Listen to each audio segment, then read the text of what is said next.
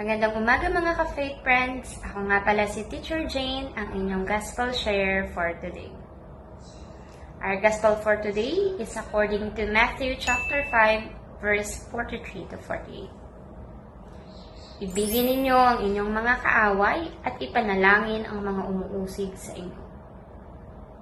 Una, tinatawag niya tayong mahalin ang ating mga kaaway. Sino nga ba ang ating mga kaaway? Maaring ituring nating kaaway ang mga taong ating nakatampuhan o mga taong meron tayong di pagkakaintindihan. Ang pagmamahal sa kanila ay hindi nangangahulugan na kailangan nating maging pinakamatalik nilang kaibigan. Ngunit kailangan nating magsikap na tayo ay magkaroon ng tunay na malasakit, pag-unawa at pagpapatawad. Mahirap mang gawin, pero ito ang ating dapat maging layunin.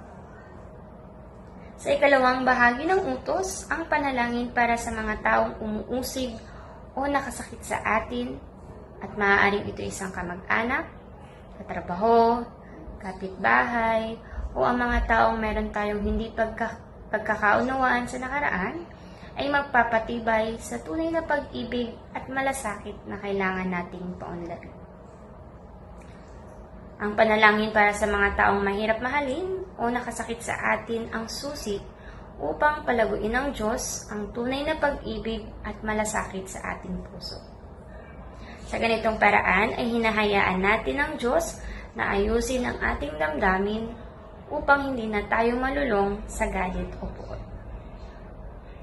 Muli ay mahalin at ipanalangin natin ang mga taong nakasakit o nakagawa ng di mabuti sa atin.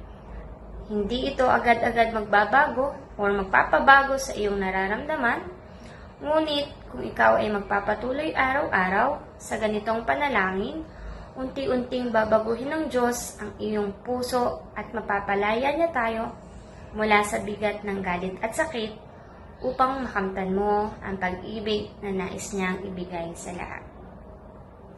Para maging updated sa iba pang mga gospel reflection, don't forget to subscribe on Facebook PH YouTube channel and download the Facebook app or registered at www.facebook.ph.